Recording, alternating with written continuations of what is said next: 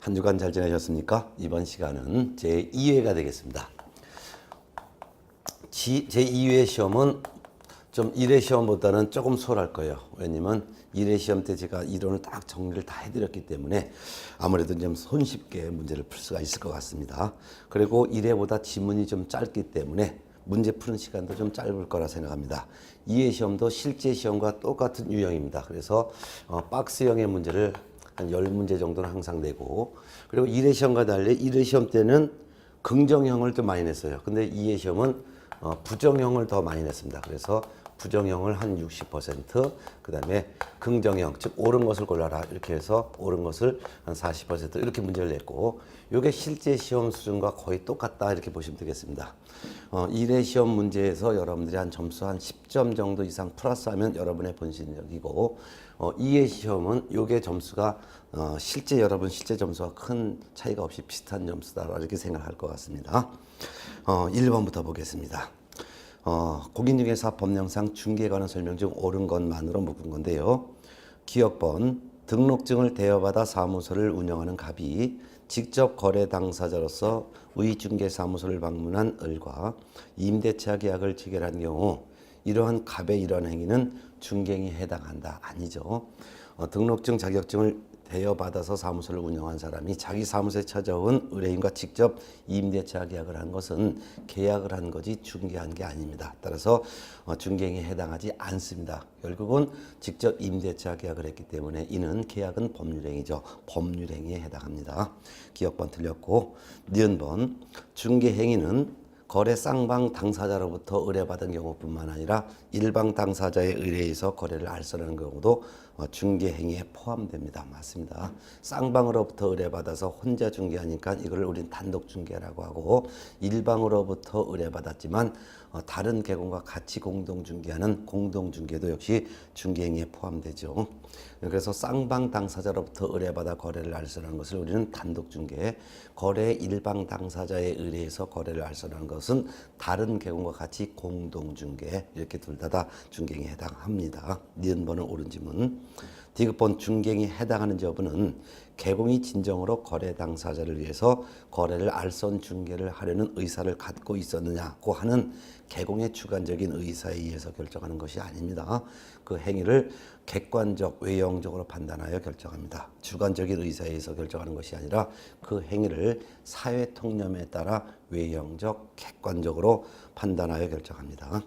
리을번, 계공의 선관주 의무는 공인중개사법에서 정한 중개대상물의 범위 외에 물건이나 권리 또는 지위를 중개하는 경우도 선관주 의무가 적용됩니다. 맞습니다. 이거 최근에 대법원 판례입니다. 결국 옳은 것은 니은번과 리을번 두 개고요. 답은 4번입니다.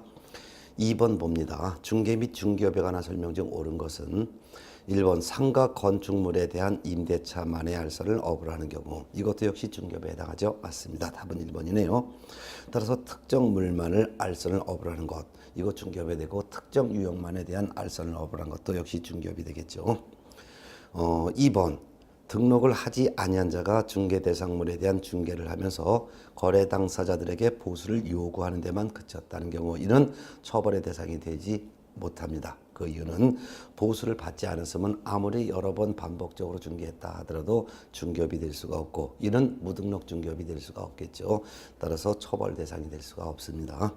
3번 등록하지 아니한 자가 금전소비대차에 부수하여 저당권 설정에 관한 알선을 업으라는 것, 중개업에 해당하지 않는다? 해당한다고 해야죠. 무등록 중개업이라는 중개업에 해당합니다. 중개업은 등록한 중개업, 무등록 중개업 두 가지 다 중개업에 해당하기 때문에 3번 지문은 무등록 중개업에 해당하는 것이죠. 4번 등록하지 아니한 자가 우연한 기회에 단 한 번 건물 전세 계약을 중개하고 보수를 받은 경우, 이는 중개를 업으로 한 것이라고 볼 수 있다라고 했는데, 이건 중개를 업으로 한 것으로 볼 수가 없습니다. 그 이유가 아무리 보수를 받았다 하더라도 중개업이 되려면 그 중개가 계속적 반복적으로 중개를 해야 됩니다. 계속적 반복적으로 중개하지 않고 우연한 기회에 어쩌다 단 한 번 중개한 것은 보수를 받아서도 중개업이 될 수가 없습니다. 따라서 무등록 중개업도 될 수 없죠. 따라서 처벌받지도 않습니다. 그 다음에 5번 질문, 등록하지 아니한 자가 부동산 컨설팅 행위에 부수하여 중개를 업으로 한 것은 처벌의 대상이 되지 않는다. 처벌 대상이 됩니다. 그 이유는 등록하지 아니한 사람이 부동산 컨설팅을 하면서 이에 부수하여 중개를 업으로 했다는 것은 무등록 중개업이죠. 그러니 3년 이하의 징역 또는 3천만 원 이하의 벌금형의 대상이 되는 처벌 대상이 된다라고 해야 되겠죠. 답은 1번입니다. 2번의 답은 1번. 3번 질문 다음 설명 중 옳은 것. 1번 중개사무소 개설 등록 신청서라는 서식에 규정된 개공의 종별은 법인, 공인중개사, 부칙 6조 2항에 따른 개공 세 가지이다. 아닙니다. 지금 현재 등록 신청은 공인중개사와 법인만 등록을 신청할 수 있고 등록 신청서에 표시되어 있는 개공의 종별도 공인중개사인 개공과 법인인 개공으로만 표시가 되어 있습니다. 부칙 6조 2항에 규정된 개공으로는 지금 현재 등록 신청을 할 수가 없기 때문에 등록 신청서에는 부칙 6조 2항에 규정된 개공은 표시되어 있지 않고 법인, 공인중개사 두 가지의 개공으로만 표시되어 있습니다. 물론 등록증에는 중개사무소 등록증에는 세 종류의 개공으로 표시되어 있습니다. 따라서 법개공이건 공개공이건 부개공이건 등록증 서식은 똑같고요. 거기에 어떤 개공인지 표시가 되어 있는데 등록증 자체는 법인, 공인중개사, 부개공 세 가지로 표시되어 있습니다. 그렇지만 등록신청서 서식에만은 두 종류만 표시가 되어 있다는 것을 주의해서 알아두세요.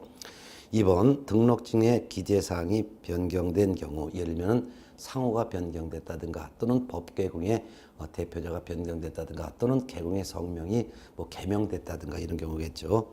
이와 같이 등록증의 기재사항이 변경된 경우에 개공은 등록증 재교부 신청을 해야 합니다. 맞습니다. 등록증 재교부 신청은요 분실 훼손됐을 때는 할 수 있다라고 되어 있고 등록증에 대한 기재사항이 변경된 경우엔 재교부 신청을 하여야 한다라고 구분 표시되어 있으니까 꼭 알아두세요. 그래서 분실 훼손된 경우엔 등록증 재교부 신청 할 수 있고 기재사항이 변경됐을 땐 재교부 신청 하여야 합니다. 옳은 거 답 2번이죠. 3번 개공은 휴업 신고하고 그 기간 중에 등록을 다시 할 수가 있다. 없습니다. 휴업 신고했다 하더라도 등록은 그대로 유지되어 있기 때문에 등록되어 있는 상태에서 또 등록을 할 수는 없습니다. 또한 4번 개공은 휴업 신고하고 그 기간 중에 다른 개공의 법인의 사원이 될 수 있다. 없습니다. 등록이 되어 있는 상태죠. 아무리 휴업 신고했다 하더라도 폐업하지 않는 한 등록은 그대로 살아있는 상태에서 다른 개공에 소속을 하면 이중 소속이 되기 때문에 이중 소속할 수 없습니다. 따라서 3번은 이중 등록할 수 없고 4번은 이중 소속할 수 없다는 뜻입니다. 이는 등록이 되어 있는 상태에서 현재 중개업을 하고 있는 도중이건 또는 휴업 중이건 이중 등록, 이중 소속할 수가 없다는 뜻이 바로 3, 4번입니다. 5번 개공이 이 법상 등록 등의 결격사에 해당되면 즉시 등록의 효력이 상실되는 것은 아닙니다. 개공이 중개업 하다가 등록하여 중개업을 하다가 금지산 선고받았다. 그럼 결격사에 해당되죠. 그렇지만 바로 등록의 효력이 소멸되는 것은 아니고 결격사에 해당된 것을 사유로 하여 등록관청이 등록 취소 처분을 해야지만 그때서야 등록의 효력이 소멸되는 것입니다. 따라서 옳은 것은 답 2번이 되겠습니다. 자, 그 다음에 이제 4번 문제로 넘어갑니다. 중개사무소 개설 등록에 관한 설명 중에서 틀린 것 보겠습니다. 물론 가로 열고 다른 법률 규정에 따라 중개업을 할 수 있는 경우를 제외하고 문제를 풀어볼까요? 자, 1번 가설 건축물 대장에 기재된 건물을 확보한 경우에는 중개사무소 개설 등록을 할 수가 없습니다. 맞습니다.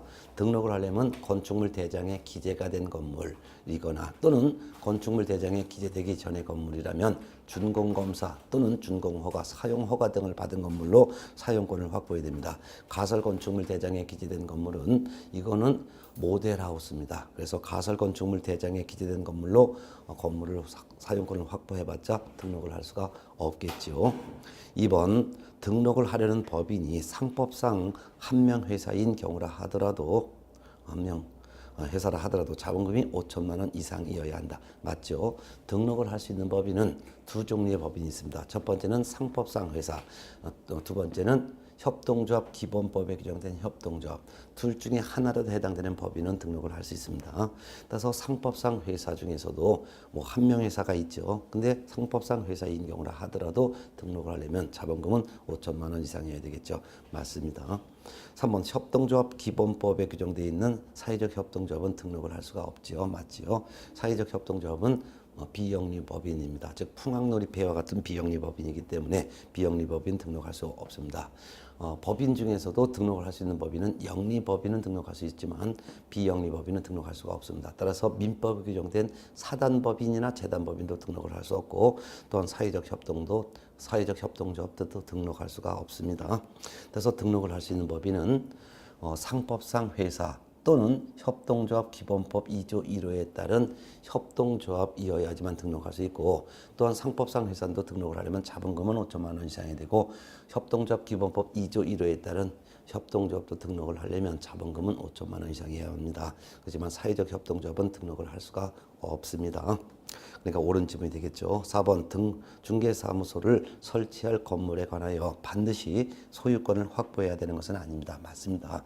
그 이유가 중개사무소 건물에 대해서는 사용권을 확보하면 됩니다. 따라서 자기 소유 건물로 사용권을 확보해도 되고 타인의 건물을 전세하거나 임차하거나 사용대차하거나 그 밖에 기존의 다른 계층의 사무소에 승낙을 받아서 사용권을 확보해도 됩니다. 주의할 것은 업무정지 기간 중이 아닌 다른 계층의 승낙을 받아서 등록을 할 수는 있습니다. 그렇지만 업무정지 기간 중인 다른 계층의 사무소는 아무리 승낙을 받았다 하더라도 업무정지 기간 중인 다른 계층의 사무소를 확보하여 등록을 할 수는 없다는 것도 꼭 알아두셔야 합니다. 그래서 4번도 옳은 질문. 5번 등록 신청 시 외국인이 제출하는 서류와 내국인이 제출하는 서류는 동일하지 않고 다릅니다. 일단 차이점은 우리나라 사람이 등록을 신청할 때는 결격사유에 해당하지 아니함을 증명하는 서류를 제출하지 않습니다. 그렇지만 외국인이 등록 신청할 때는 그 외국인이 공인중개사법에 규정된 등록의 결격사유에 해당하지 아니함을 증명하는 서류를 제출을 해야 되는 점에서 차이가 있습니다. 물론 우리나라 공인중개사건, 우리나라 법인이건 공통적으로 제출하는 서류는 세 가지입니다. 첫 번째는 실무교육 수료 확인 증사본, 두 번째는 중개사무소 건물에 대한 사용권 확보한 서류, 세 번째는 여권용 사진, 세 가지는 공통적으로 제출하는 게 원칙입니다. 물론 그 중에서 실무교육 수료 확인 증사본은 실무교육 수료 여부를 실무교육 업무를 위탁받은 기관 단체가 등록관청이 확인할 수 있도록 전자적으로 조치한 경우에는 실무교육 수료증 사본을 제출하지 않습니다. 그래서 그것도 참고적으로 알아두시기 바랍니다. 그래서 우리나라 공인중개사는 결격사유에 해당하지 아니함을 증명하는 서류를 제출하지 않고 외국인만 제출한다는 차이점이 있습니다. 따라서 4번에서 틀린 것은 5번이 되겠죠. 5번 문제 볼게요. 개공 등의 등록의 결격 사유에 관한 기술 중에서 옳은 것은 1번 공인중개사인 미성년자가 혼인을 하여 성년 의제를 받은 경우 등록을 신청할 수 없으나 소공은 될 수 있다. 등록도 신청할 수 없고 소공도 될 수가 없습니다. 결격 사유에 해당되기 때문이죠. 미성년자는 아무리 혼인을 했다 하더라도 중개업에 종사할 자격이 없기 때문에 등록도 할 수 없고 중개업소에 취직 즉 소공도 될 수가 없는 것입니다. 중개업계 못 들어옵니다. 성년 즉 만 19세가 되어야지만 등록을 할 수 있고 만 19세가 되어야지만 다른 계층에 소속을 할 수가 있겠죠. 2번 개업 공인중개사인 공인중개사가 공인중개사 자격이 취소되어 이를 이유로 등록 취소 처분을 받은 경우에는 등록 취소 후 3년간 중개 보존이 될 수 없다. 이것은 틀렸습니다. 그 이유는 등록 취소 후 3년이 아니라 자격 취소 후 3년간 중개 보존이 될 수 없다라고 해야죠. 그 이유가 본래 등록이 취소가 되면은 등록 취소 후 3년간 결격 사유가 적용되는 게 원칙이지만 다만 결격 사유에 해당되었기 때문에 등록이 취소되었을 때는 먼저의 결격 사유만 적용합니다. 먼저 결격 사유가 자격 취소죠. 자격 취소 받으면 3년간 중개업계 들어올 수 없는 결격 사유에 해당된 거예요.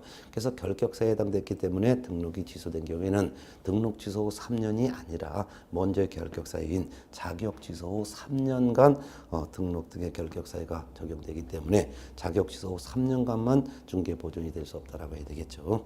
3번 질문. 개업 공인중개사인 공인중개사가 형법상 사기죄로 징역형을 선고받은 경우 등록은 취소되나 자격은 취소되지 않습니다. 옳은 질문이죠. 그 이유가 형법상 사기죄로 징역형을 선고받으면 교도소에 수감되고 또한 석방되고서도 3년간은 중개업에 종사할 수 없으므로 결격사에 해당되죠. 그래서 결격사에 해당되니까 등록은 취소되겠죠.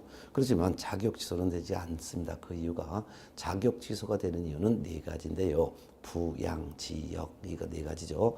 부, 거짓 부정한 방법으로 자격을 취득한 경우, 양, 성명이나 자격증을 양도대한 경우, 지, 자격정지 기간 중에 중개 업무하거나 자격정지 기간 중에 다른 개업 공인중개사에 소속한 경우, 역, 공인중개사법 위반으로 징역형 선고받은 경우. 그런데 다른 법 위반으로 징역형 선고받을 때는 자격 취소되지는 않고요. 교도소에 수감되고 석방되고 3년간은 일을 못하니까 결격사에 해당되어 등록은 취소되지만 자격 취소는 되지 않습니다. 그래서 옳은 지문이죠. 답 3번. 4번 소속 공인중개사가 자격정지 처분을 받은 경우라도 그 기간 중에 당해 사무소에서 퇴직했다면 즉시 등록을 할 수 있다. 아닙니다. 자격정지 기간 중에 퇴직을 해서 중개업계를 떠났다 하더라도 자격정지 기간이 끝나야지만 등록을 할 수가 있는 것이죠. 5번 이 법 위반하여 즉 공인중개사법입니다. 300만 원 이상의 벌금형을 선고받아 등록 취소 처분을 받은 경우에는 등록 취소 처분을 받은 후 3년간 중개 본연이 될 수 없다. 틀렸습니다. 등록 취소 처분을 받은 후 3년이 아니라 벌금형 선고를 받은 후부터라고 해야 되겠죠. 그래서 결격 사유 기산점이 등록 취소 후부터가 아니라 벌금형 선고 후부터입니다. 그 이유가 이 법 위반하여 300만 원 이상의 벌금형을 선고받으면 벌금형 선고받은 날부터 3년간 결격사에 해당되죠. 결격사에 해당되어 등록이 취소됐으니까 먼저 결격사유인 벌금형 선고 후부터 3년간만 중개 보존이 될 수가 없다라고 해야 되겠죠. 정답은 3번입니다. 이와 같이 등록 취소가 되면 원칙적으로 등록 취소 후 3년간 결격 기간이 적용되는 게 원칙이지만 다만 네 가지를 이유로 등록이 취소됐을 때는 등록 취소 후 3년이라는 결격 사유가 전혀 적용되지 않는 게 네 가지 등록 취소 이유를 외우라고 그랬죠. 사기 결제라고 했습니다. 사망 해산으로 등록 취소가 됐을 때는 전혀 결격 사유를 적용하지 않고 등록 기준이 미달되어 등록이 취소됐을 때도 전혀 결격 사유를 적용하지 않기 때문에 곧바로 다시 중개업계에 들어올 수 있습니다. 그 다음에 결격 사유에 해당이 되어 등록이 취소되었을 때는 먼저의 결격 기간만 적용하고 등록 취소 3년을 적용하는 게 아니라는 거. 그 다음에 폐업 후 재등록한 개공이 폐업 전에 위반 행위 때문에 등록이 취소됐을 때는 결격 기간은 등록 취소 3년 해서 등록 취소 후 3년에서 폐업 기간을 공제한 기간만이 결격 사유 기간이 적용된다는 거 네 가지를 외우시고 그 네 가지 외의 이유로 등록이 취소된 경우는 전부 결격 기간은 등록 취소 후부터 3년이라는 결격 사유가 적용됩니다. 정답 3번이었죠. 6번 문제 볼게요. 고용인 즉 소공 보존에 관한 설명 중 틀린 것은 1번 개공은 중개 보존에게 거래계약서 작성 등 중요한 중개업무를 수행하게 할 수가 없지요. 보존은 중개업무 수행을 할 수가 없기 때문입니다. 맞고요. 2번 당해 중개이란 소공 및 보존은 중개 대상물 확인 설명서에 서명 및 날인의 의무가 있다. 이는 당해 중개에 의한 소공은 서명 및 날인의 의무가 있지만 보존은 이런 의무 없습니다. 정답은 2번. 3번 중개 보존 행위가 이 법령을 위반하여 업무정지 처분 사유에 해당하더라도 업무정지 처분은 개공만 받는 거예요. 맞지요? 네. 보존은 행정처분의 대상자가 아니기 때문입니다. 4번 개공의 과실로 의뢰인에게 재산상 손해를 입힌 경우 소공이 공동 책임을 부담하는 것은 아니다. 맞죠? 개공이 중개를 잘못했으면 개공만 책임지고 소공 보존이 공동 책임지는 것은 아닙니다. 물론 소공이나 보존이 중개를 잘못하여 거래 당사자에게 재산상 손해를 끼쳤을 때는 법을 위반한 행위를 한 소공 보존은 자기 책임으로서의 과실 책임을 지고 이들을 고용한 개공은 무과실의 책임을 연대해서 지겠지만 개공이 잘못했을 때는 개공만 책임집니다. 맞습니다. 5번 소공이 중개 관련 업무로 이 법 위반하여 개공이 300만 원 이상의 벌금형을 선고받은 경우 이를 이유로 개공에게 등록의 결격사유가 적용되지 않습니다. 맞죠? 벌금형 선고가 결격사유에 해당되려면 전제 조건이 첫째, 직접 공인중개사법 위반 행위를 한 자일 것. 두 번째는 그 위반이 공인중개사법에 따른 위반 행위로서 벌금 액수가 300만 원 이상 받았을 것. 그래야지만 벌금형 선고받은 날로부터 3년간 결격사유가 적용됩니다.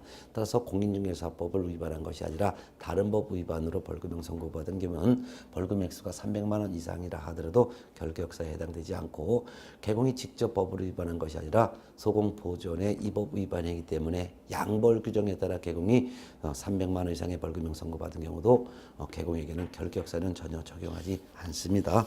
그래서 틀린 것은 2번이 되겠습니다. 7번 문제 볼까요? 공인중개사 법령에 대한 설명 중에서 옳은 것 틀린 것을 바르게 표시한 거 찾아봅니다.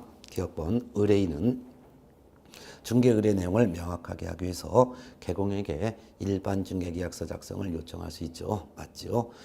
네 가지 사항을 기재한 일반 중개계약서 작성을 요청할 수 있는데 네 가지 요청 사항이 물가 수준이라고 했죠. 물, 중개 대상물의 위치 규모를 기재한, 그다음에 거래 예정 가격을 기재한, 수, 중개 보수를 기재한, 그다음에 주는 의뢰인과 개공이 준수할 사항을 기재한, 이 네 가지 사항을 기재한 일반 중개계약서의 작성을 의뢰인이 개공에게 요청할 수 있죠. 맞습니다. 그렇지만 이런 요청이 있어도 개공은 작성할 의무가 없다라고 했었죠. 니은번 상업용 건축물의 분양 대행은 개공의 종별과 관계없이 모든 개공이 할 수가 있습니다. 맞죠? 일단 법개공은 본업으로서 중개업 외에 6가지 겸업을 하시는데 6가지 겸업 중에서 분양대행, 상가 및 주택에 대한 분양대행 할 수 있죠. 맞죠? 그 다음에 이제 공개공은 겸업에 대한 제한 자체가 없기 때문에 당연히 할 수 있죠. 그 다음에 부개공은 겸업 중에서 경매, 공매 관련 업무를 뺀 나머지는 다 겸업할 수 있죠. 따라서 상가에 대한 분양대행은 모든 개공이 다 할 수가 있는 것입니다. 맞죠? 디귿번 개공이 보조원을 고용한 경우에는 10일 이내 등록관청에 신고해야 된다. 아니죠. 업무 개시 전에 신고해야 되겠죠. 고용관계가 종료가 되었을 때는 고용관계가 종료된 날부터 10일 이내 고용관계 종료 신고를 해야 되지만 고용했을 때 그 신고는 업무 개시 전에 고용 신고해야 됩니다.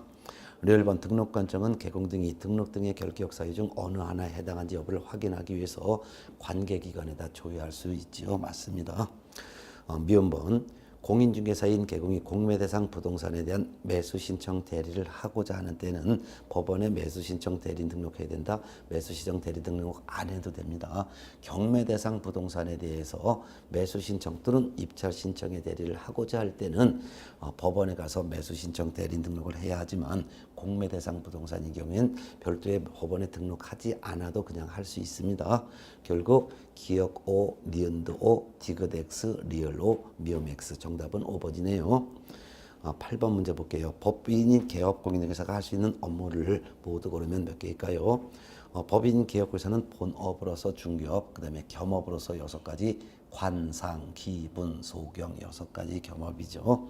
기업번 개업공인중개사가 되고자 하는 자를 대상으로 중개업의 경영기법, 경영정보 제공 이거 할 수 없습니다. 물론 경영기법, 경영정보 제공을 할 수 있지만 이 대상자는 오직 개업공인중개사를 대상으로 한 개업 공인중개사를 대상으로만 중개업의 경영기법 및 경영정보 제공을 할 수 있는 것이고 개공이 아닌 자, 예를 들면 등록을 하고자 하는 자, 개공이 되고자 하는 자 일반인을 대상으로는 할 수가 없습니다.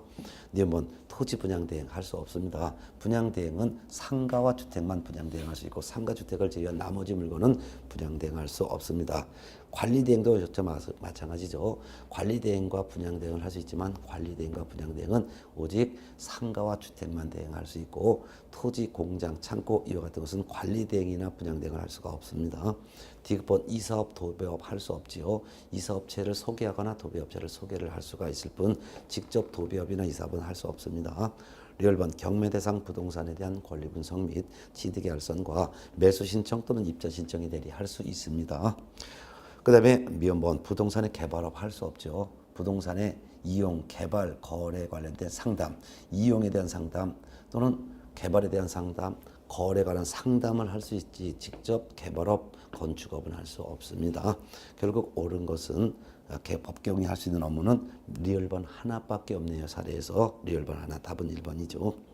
9번 문제 봅니다. 중개사무소에 관한 설명 중 옳은 것은 1번 개공은 건축물 대장에 기재된 건물에 한하여 둘 이상의 사무소를 둘 수 있다. 없습니다. 건축물 대장에 기재된 건물이건 아니건 등록관청 관할구역 안에 한 개의 사무소만 둘 수 있습니다. 둘 이상 사무소 둘 수 없습니다. 이를 위반하면 등록 취소할 수 있고 1년 이하의 징역 또는 1,000만 원 이하의 벌금에 처벌합니다. 2번 개공이 5개 광고문을 설치하는 경우 등록증에 표기된 개공의 가르고 법인은 대표자, 분사무소경은 신고필증에 기재된 책임자의 성명 및 연락처를 표기된다. 성명을 표기할 의무만 있고 연락처는 표기할 의무가 없습니다. 이를 위반하면 100만 원 이하의 과태료가 부과되겠죠. 3번 법계공이 분사무소를 설치하는 때에는 책임자의 실무교육 이수하기 등 4번 및 자격증 4번 제출해야 된다. 실무교육 이수증 4번은 제출합니다. 그렇지만 자격증 4번은 제출하지 않습니다. 그렇기 때문에 분사무소 설치 신고받은 주된 사무소 등록관청이 자격증을 발급한 시도지사에게 책임자의 공인중개사 자격 확인을 해달라고 요청해야 됩니다.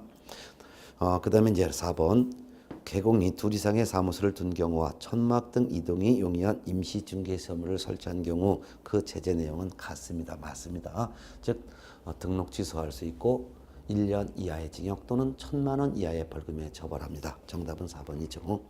5번 개공이 설치한 사무소는 국토교통부 령이 정하는 바에 따라 그 면적이 20제곱미터 이상이 된다. 틀렸습니다.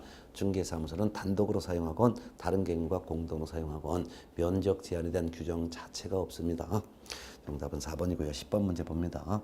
중개사무소에 관한 설명 중 옳은 것은 1번 다른 개공과 중개사무소를 공동으로 사용하는 개공은 한 개의 사무소를 추가로 설치할 수 있다? 없습니다. 공동으로 사용하는 것도 사무소이기 때문에 그 외에 추가로 한 개라도 더 둘 수가 없습니다. 2번 개업 공인중개사인 법인의 분사무소에는 최소 1명 이상의 소공이나 보존을 두어야 된다. 그렇지 않습니다. 개업 공인중개사의 법인의 분사무소에는 책임자를 반드시 두어야 합니다. 그렇지만 책임자 외에 별도로 소공이나 보존을 둘 의무는 전혀 없습니다. 둘 수는 있어도 둘 의무는 전혀 없습니다. 3번 개업 공인중개사인 법인이 분사무소를 설치하려는 경우 업무 보증을 설정하여 그 증명서류 갖춰 제출을 업무 보증 설정하여 그 증명서류 사본을 제출해야 되겠죠. 맞습니다. 등록 신청할 때는 보증 설정할 수 없기 때문에 보증 설정 서류를 등록 신청할 때 제출하지 않지만 법계공으로 등록이 된 이후 그다음에 분사무소를 설치하여 신고할 때는 분사무소의 보증을 설정하였음을 증명할 수 있는 서류를 제출을 해야 되겠죠. 맞습니다. 정답 3번. 4번 개업 공인중개사인 법인의 분사무소 책임자는 공인중개사가 아니어도 되지만 실무교육을 받아야 한다. 틀렸죠. 실무교육 받아야 되는 것도 맞지만 법인인 개공의 분사무소 책임자는 공인중개사이어야 합니다. 그래서 분사무소에는 공인중개사를 책임자라고 둬야 되고 그 책임자는 분사무소 설치 신고일 전 1년 이내에 시도지사가 실시하는 실무수습을 포함하여 실무교육을 받아야 됩니다. 따라서 공인중개사이어야 하고 실무교육 받아야 합니다. 5번 다른 법률 규정에 따라 중개업을 할 수 있는 법인의 분사무소에는 공인중개사를 책임자로 둬야 된다? 아닙니다. 그러하지 않습니다. 공인중개사를 책임자로 두지 않아도 됩니다. 정답은 3번이었죠. 11번 중개사무소 이전에 관한 설명 중 옳은 것은 1번 휴업기간 중이라는 사무소를 이전할 수 없다. 있습니다. 현업 중이건 휴업 중이건 사무소 이전할 수가 있습니다. 업무정지 기간 중에도 다른 개업 공인중개사의 사무소로 이전할 수만 없을 뿐 업무정지 기간 중에도 일반 건물로 이전할 수 있습니다. 다만 업무정지 기간 중에 다른 개공의 사무소로 이전할 수만 없을 뿐입니다. 그래서 업무정지 기간 중이라 하더라도 다른 개공의 사무소가 아니라면 일반 건물로 이전할 수도 있고 현업 중, 휴업 중에서도 이전할 수 있습니다. 사무소 이전하는 지역도 제한이 없기 때문에 전국 어디로든지 다 이전할 수가 있습니다. 2번 부개공이 다른 시도 지역으로 사무소를 이전하면 업무적에는 변화가 있습니다. 맞죠? 정답은 2번이에요. 예를 들어서 서울특별시 동작구 노량진 등에서 중개업을 하던 부개공이 부산광역시 해운대로 이전하면 부산광역시 지역으로 업무지역이 변경이 되는 거죠. 맞습니다. 3번 개공이 사무소를 이전한 때는 국토교통부령이 정하는 바에 따라 7일 이내 이전 신고해야 되는 것이 아니라 10일 이내 신고해야죠. 10일. 4번 개공이 중개사무소 이전 신고 후 지체 없이 간판을 철거하지 아니하면 등록관청은 100만 원 이하의 과태료 처벌한다. 아니다. 100만 원 이하의 과태료 처벌은 하지 않고 간판 철거를 명할 수만 있을 뿐입니다. 간판 철거 아니요 죄송합니다. 개공이 사무소 이전 신고 간판을 철거하지 아니하면 등록관청은 100만 원 이하의 과태료 처벌한다. 100만 원 이하의 과태료 처벌은 하지 않고요. 단지 등록관청은 행정대집행법에 따라 대집행을 할 수가 있을 뿐입니다. 그래서 사무소 이전 신고 후 지체 없이 간판을 철거하지 않으냐면 등록관청은 행정대집행법에 따라 대집행할 수가 있을 뿐 100만 원 이하의 과태료는 부과하지 않습니다. 5번 가설 건축물 대장에 기재되는 건물은 이거 등록 기준 미달되는 건물이 전했다는 것을 딱 연상하셔야죠. 등록 건축은 100만 원 이하의 가치를 처하는 것이 아니라 등록 기준 미달을 이유로 등록을 취소할 수 있습니다. 등록 취소할 수 있다. 정답은 2번이죠. 12번 봅니다. 인장 등록 휴업 신고에 관한 설명 중 틀린 것은 1번 개인인 개업공인중개사 즉 공개공과 부개공의 인장 등록은 인장 등록 신고서 제출에 따릅니다. 맞습니다. 법개공은 법인의 인장을 등록해야 하기 때문에 법인의 인장 등록 방법만 인감증명서 제출에 가름하고 그 외 나머지 개인인 개공과 소공은 인장 등록 신고서를 제출하는 방법으로 인장 등록합니다. 옳은 지문이죠.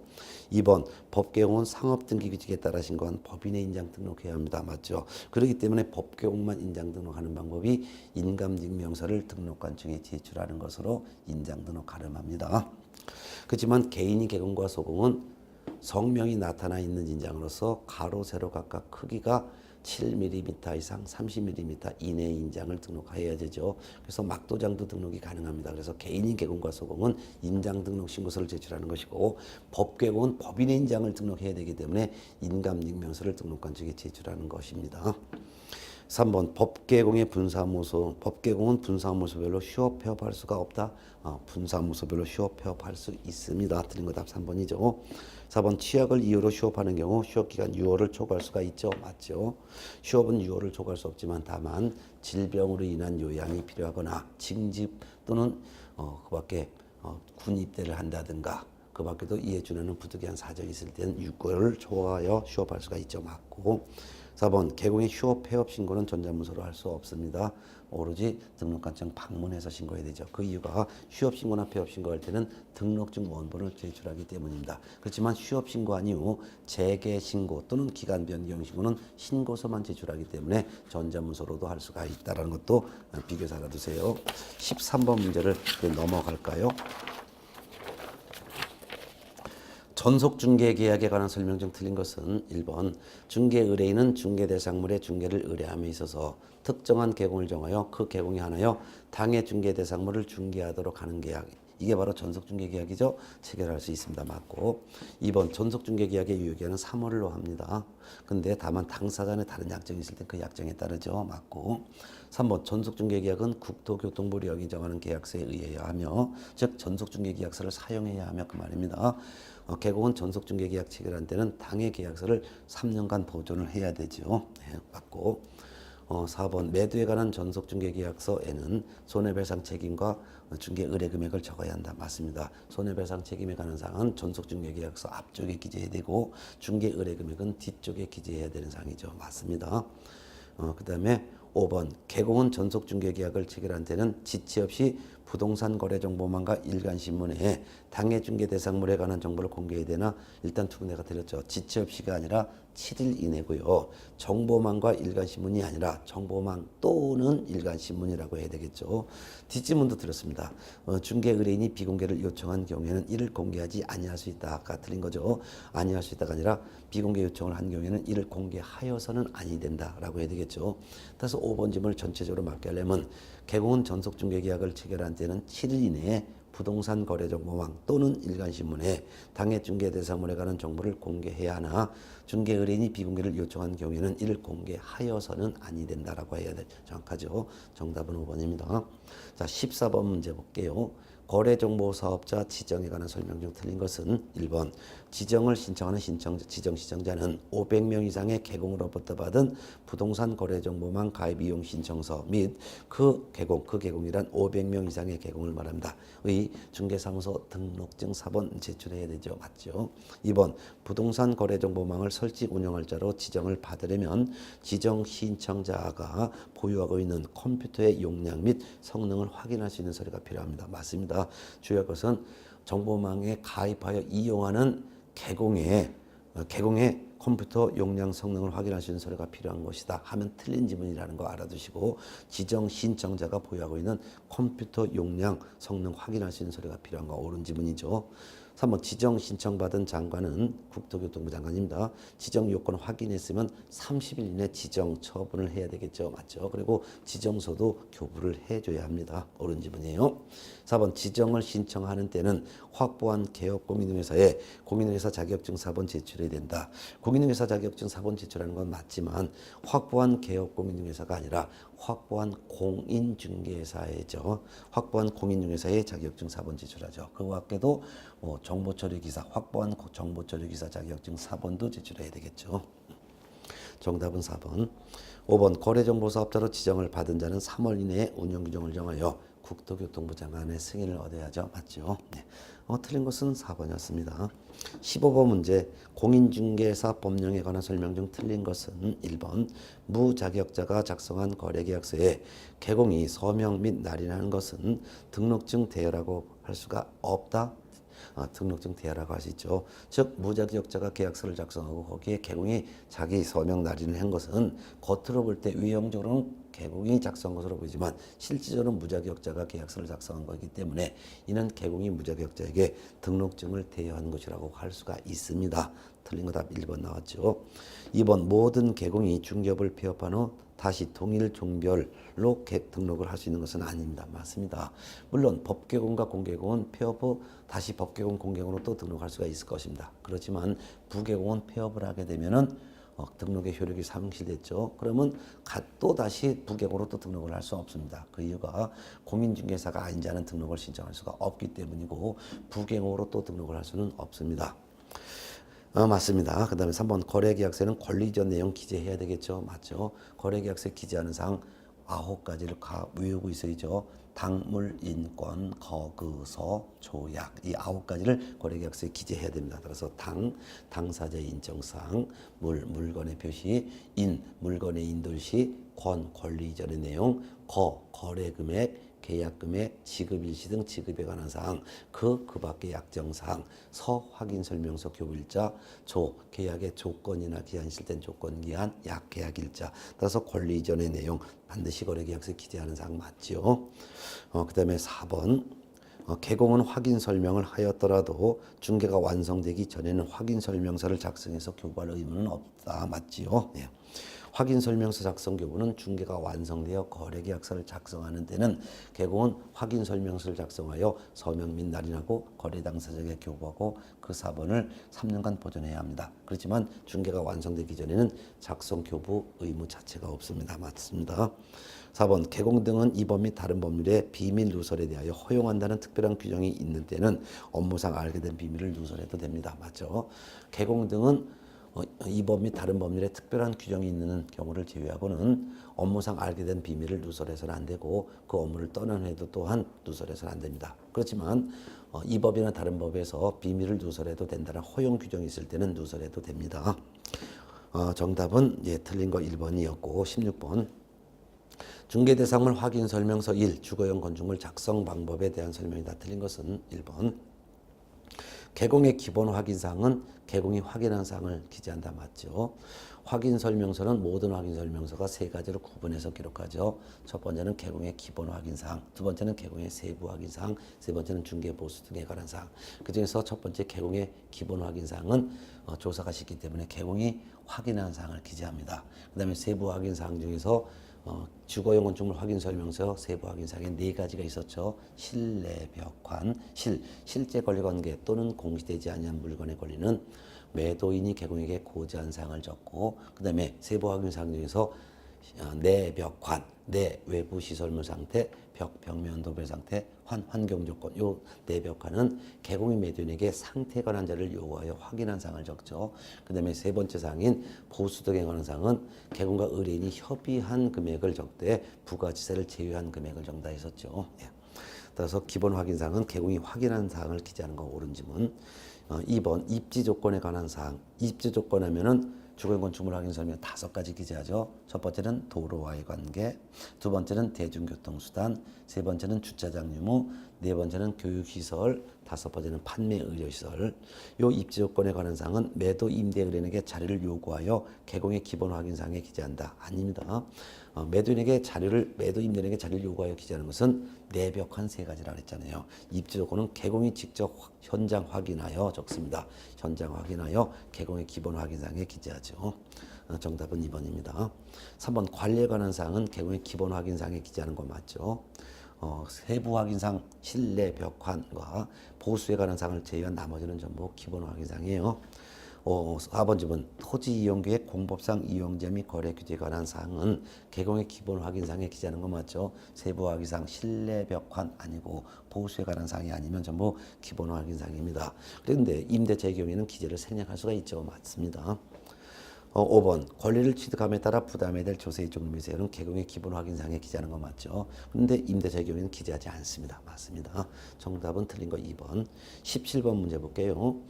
중개대상물 확인설명서 1 주거용 건축물의 개공의 세부 확인사항에 기재하는 내용으로 묶은 것은 실내벽환이라고 그랬죠. 따라서 4번 내외부 시설물 상태, 1번 실제 권리관계 또는 공시되지 아니한 물건 요거 두 가지예요. 답은 1번이고 기업번 관리에 관한 사항과 디귿번 권리관계는 기본 확인사항입니다. 18번 문제 봅니다. 개공 등의 금쟁에 관한 설명 중에서 틀린 것은 1번 당사자의 급박한 사정으로 거래 당사자를 대리해서 거래 계약을 체결하는 행위, 이거 쌍방 대리죠. 금쟁에 해당한다. 맞습니다. 일방을 대리해서 계약하는 행위는 금지하지 않지만 쌍방을 대리하여 계약하는 행위는 금지합니다. 2번 법정 한도액을 초과하는 약정은 초과 부분에 한해서 무효죠. 맞습니다. 단지 그리고 주의할 것은 법정 한도를 초과하여 보수받기로 한 약정을 가지고는 금쟁이가 아니므로 처벌할 수가 없습니다. 초과해서 받았을 때는 금쟁이가 됩니다. 그리고 법정 범위를 초과한 약정은 처벌하지 않지만 그 법정 범위까지는 유효, 법정 범위를 초과하는 부분은 무효가 된다는 것도 알아둬야 되겠죠. 3번 법정 한도를 초과하는 액면 금액의 당좌 수표를 받았다가 그대로 돌려주었거나 사후 부도 처리된 경우 이거 금쟁에 해당합니다. 맞습니다. 초과해서 받은 순간 이미 금쟁이를 한 것이기 때문에 처벌받습니다. 4번 다른 개공의 중개로 부동산을 매도하는 행위는 금쟁에 해당한다? 해당하지 않습니다. 개공 등은 자기 중개 의뢰인과 직접 거래하는 것을 금지합니다. 그렇지만 다른 개공의 중개로 부동산을 매수하고 또 다른 개공의 중개로 부동산을 매도하는 행위는 이런 자기 의뢰인과 직접 거래에 해당하지 않기 때문에 금쟁에 해당하지 않습니다. 정답 4번이죠. 5번 상가 임대차 거래를 중개하고 그 사례비 명목으로 임대차 중개 보수와 권리금 알선료를 포괄적으로 받은 경우 그 금액이 이 법상 주택의 보수 규정을 초과하여 받은 경우라 하더라도 이는 금쟁이가 아닙니다. 그 이유는 어느 범위까지가 상가 임대차 중개 보수고 어느 범위까지가 상가 권리금에 대한 알선료인지를 구분할 수가 없기 때문에 상가 임대차 중개 보수와 권리금 알선료를 한꺼번에 포괄적으로 받았을 때 그 전체 받은 금액이 주택의 보수 범위를 초과했다 하더라도 이는 금징이라고 할 수가 없습니다. 옳은 지문이죠. 틀린 것은 4번입니다. 자, 19번 문제 넘어갈까요? 개업 공인중개사의 손해배상 책임의 보장에 관한 조치, 즉 업무 보증 설정을 말합니다. 틀린 설명 찾습니다. 1번 보증보험계약은 이른바 타인을 위한 손해보험계약의 성질을 갖죠. 맞습니다. 공제계약과 보증보험계약은 계약 체결하는 사람은 개공과 보증보험회사, 개공과 협회지만 보험금을 타는 사람, 공제금을 타는 사람은 제3자이기 때문에 타인을 위한 손해보험의 계약의 성질을 갖는 거 맞습니다. 2번 공탁한 공탁금은 개공이 폐업 또는 사망한 날로부터 1년 이내 회수할 수 없다? 아니죠. 3년 이내 회수할 수 없죠. 정답은 2번. 3번 개공의 고의로 인한 사고까지도 공제금을 지급하도록 규정한 것은 공제제도의 본질에 어긋나지 않습니다. 맞습니다. 4번 공제규정 및 공제약관에 정한 공제금은 공제계약의 유효기간 내에 발생된 공제사고 한 사고당 한도입니다. 맞죠?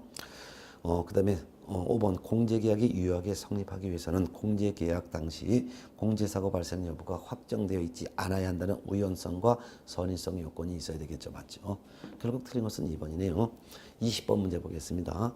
계약금 등의 반환 채무 이행 보장에 관한 설명 중에서 틀린 것은 1번 계약금 등에 대한 개공의 예치 공고가 있을 경우 거래 당사자가 이를 받아들여야 할 이 법상의 의무가 없습니다. 맞죠?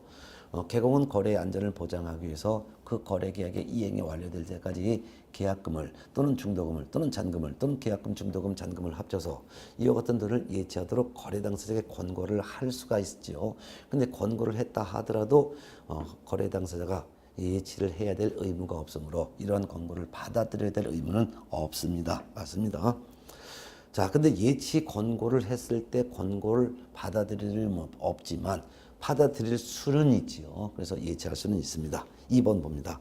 계약금 등을 예치하는 경우 그 기간은 거래계약의 이행이 완료될 때까지죠. 맞죠? 그래서 예치를 만일 한다면 그 거래계약의 이행이 완료될 때까지, 즉 매매계약에선 매도인이 매수인에게 등기 이전서를 다 넘겨줄 때까지입니다. 맞죠? 3번 계약금 등을 예치하는 경우 우체국 예금보험에 관한 법률에 따른 최신관서 명의로 공인중개사 협회에 예치할 수 있습니다. 맞아요. 일단 예치 명의자는 개업공인회사 또는 은공탁 체험전 명의입니다. 은행, 공제사업을 하는 자, 그 다음에 탁 신탁업자 최신관서, 그러니까 맞죠. 그 다음에 보험회사, 그 다음에 전문회사 명의로, 그 다음에 예치기관, 즉 보관장소는 제한이 없습니다. 따라서 금융기관에 예치하건 공제사업을 하는 협회에 예치하건 또는 신탁업자에 예치하건 법원에 예치하건 보험회사에 예치하건 예치하는 장소는 제한 없기 때문에 맞습니다. 4번 거래 당사자는 예치 명의자가 될 수가 없죠. 맞죠. 예치 명의자는 개공 또는 은공탁 체험전만 가능하기 때문이죠. 5번 개공은 계약금 등을 보험업법에 따른 보험회사 명의로 금융기관에 예치할 경우 예치 대상에 해당하는 금액에 대하여 보증을 설정해야 된다. 보증 설정 의무가 없습니다.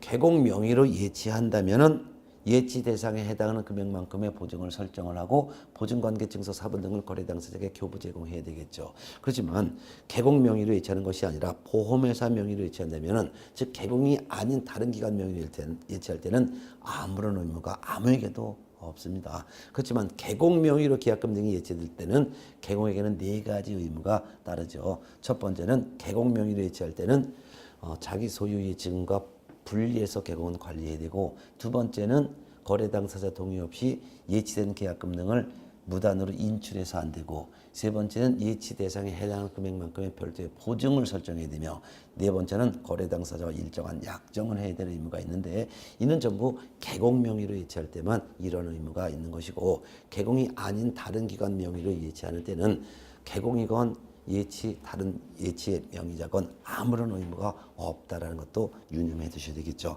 정답은 5번이었습니다. 자, 그럼 21번은 잠시 쉬었다 문제 풀어볼까요? 기다려 주세요.